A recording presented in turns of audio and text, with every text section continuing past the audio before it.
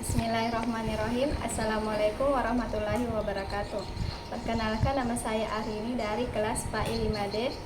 Di sini saya akan menjelaskan mengenai materi saya yang berjudul mobilitas sosial. Baiklah, yang pertama mengenai pengertian mobilitas sosial. Mobilitas sosial adalah suatu gerakan dalam struktur sosial, yaitu pola-pola tertentu yang mengatur organisasi suatu kelompok sosial. Struktur sosial mencakup sifat-sifat hubungan antara individu dalam kelompok dan hubungan antara individu dengan kelompoknya. Faktor penyebab mobilitas sosial dibedakan dalam dua hal. Yang pertama, faktor struktur, yaitu faktor yang menemukan jumlah relatif dari kedudukan tinggi yang harus diisi dan kemudahan untuk memperolehnya. Faktor struktur ini meliputi faktor pekerjaan ekonomi ganda dan faktor penunjang dan penghambat mobilitas itu sendiri. Kedua, faktor individu.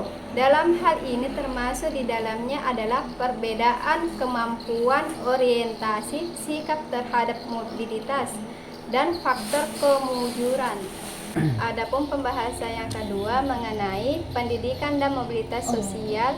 Pendidikan dilihat dari segi bahasa, berasal dari bahasa Yunani, yaitu pedagogi, yang mempunyai arti bimbingan yang diberikan kepada anak. Sedangkan dalam Islam dikenal pada beberapa istilah selain istilah tarbiyah yang mengandung arti pendidikan. Pengertian pendidikan banyak sudah dikemukakan oleh para pakar pendidikan, antara lain sebagai berikut.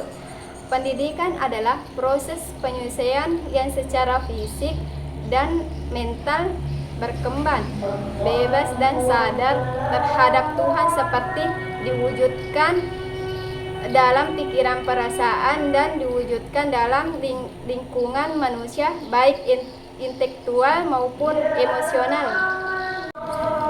Maka manusia harus membutuhkan adanya bantuan dari orang lain untuk membimbing, mendorong, dan menggerakkan agar berbagai potensi tersebut dapat bertumbuh dan berkembang secara wajar dan secara optimal, sehingga kelak hidupnya dapat berdaya guna dan berhasil guna. Dari penjelasan tersebut dijelaskan bahwa pendidikan itu berusaha untuk mengembangkan aspek-aspek kepribadian anak, baik jasmania maupun rohania, sehingga dengan pendidikan itu akan tercapai kehidupan yang harmonis, seimbang antara kebutuhan mental, spiritual, dan antara duniawi dan ukhrawi. Seorang anak dalam perkembangan tidak dapat dilepas begitu saja, melainkan masih membutuhkan kasih sayang dan bimbingan dari pihak-pihak tertentu. Dalam hal ini, para orang tua dan para guru dengan melalui lembaga pendidikan masing-masing mengantisipasi berbagai hal yang negatif pada pribadi anak-anak.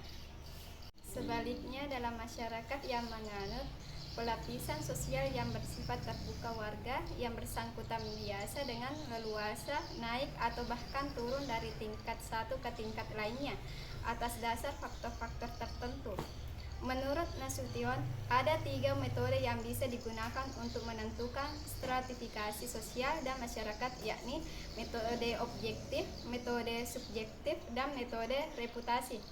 Pendidikan adalah merupakan faktor yang sangat berperan sebagai satu-satunya induk dari sekian media yang dapat dimanfaatkan dalam mobilitas hierarki atau stratifikasi sosial seseorang atau suatu komunitas masyarakat yang ada.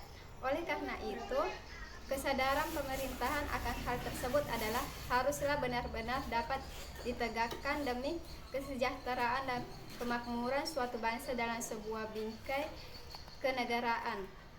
Adapun poin yang terakhir yaitu tingkat sekolah dan mobilitas sosial.